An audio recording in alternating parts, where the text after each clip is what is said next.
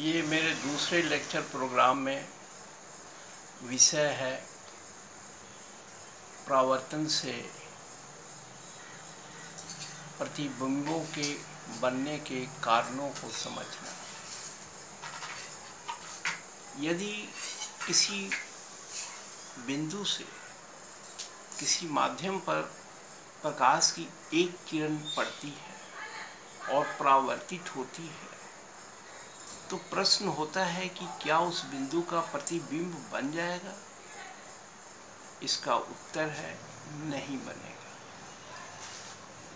किसी वस्तु का प्रतिबिंब बनने के लिए कम से कम उस बिंदु से दो प्रकाश की किरणों का परावर्तित होना बहुत ही जरूरी है। तुम्हारा अगला प्रश्न हो सकता है कि एक बिंदु से दो प्रकाश की किरणों को हम कैसे दिखा सकते हैं? इसका उत्तर यह है कि जिसे हम बिंदु कह रहे हैं वह एक ज्यामितीय डायमेंशन है, लेकिन प्रकाश की दृष्टि से वह बिंदु जो है वह एक प्रकाश पुंज है। एक प्रकाश पुंज के एक बिंदु से लाखों प्रकाश की किरणें निश्चित हो सकती हैं। यदि तुम एक चकोर टेबल ले लो और उसके ऊपर कोई एक बिंदु निर्धारण करो, तो उस बिंदु से उस टेबल के हर बिंदु तक प्रकाश की किरणें जा सकती हैं, या दूसरे सेंस में उस टेबल के हर बिंदु से तुम उस बिंदु को देख सकते हो।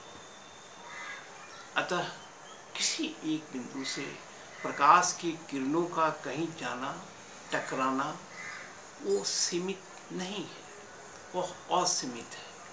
जहाँ तक उस सरफेस की दृश्यमानता उस बिंदु से होगी, वहाँ प्रकाश की किरणें जा रही हैं। तो हमारा यह कहना है कि किसी भी बिंदु के प्रतिबिंब को बनने के लिए कम से कम प्रकाश की दो किरणों का प्रतिवर्तित होना आवश्यक है। अब अगला प्रश्न आता है कि जो दो बिंदुओं परावर्तित होंगे, क्या अगर दोनों उस पर लंबवत गिरे तो क्या उससे प्रतिबिंब बनेगा? इसका उत्तर है नहीं। इसका उत्तर है कम से कम एक किरण आड़ी तिरछी होकर माध्यम पर गिरे तभी प्रतिबिंब बन पाए। अब हमारा दूसरा कंसिडरेशन है कि मीडियम का भी क्या कोई क्राइटेरिया होना चाहिए। लकड़ी के स्लैब पर या लकड़ी के तख्ते पर अगर प्रकाश की किरणें परावर्तित होती हैं तो हम देखते हैं कि उस पर कोई प्रतिबिंब नहीं बनता है। द्रव पे पड़ जाता है, दर्पण में हो जाता है, शीशे पे हो जाता है। इसका मतलब हुआ कि प्रतिबिंब बनने के लिए माध्यम का एक गुण होना जरूरी है, और वह गुण है कि उस माध्यम में पारदर्शिता होनी चाहिए। व्यावहारिक रूप से यदि तुम लकड़ी के तख्ते पे पॉलिश कर दोगे तो उस पर प्रतिबिंब बनने लगती है। आजकल मॉडर्न जीवन में जो टाइल्स हम देख रहे हैं उसमें प्रतिबिंब बनता है। टाइल्स तो पत्थर समान है, लेकिन उससे प्रतिबिंब कैसे बनता है? क्योंकि उसके सरफेस पे पॉलिश किया हुआ है। उसको पॉलिश करने से क्या होता है, उसमें पारदर्शिता का ये हो जाता है, एक लेयर चढ़ जाता है, और उसका असर होता है कि वस्तुओं का इमेज बनता है। तीसरी बात खड़ी होती है कि जो अगर हम उपकरण पर पाते हैं, यदि हमारे हाथ में कोई आईना है और कोई ऑब्जेक्ट है, तो दोनों के डायमेंशन में क्या कोई संबंध होना चाहिए?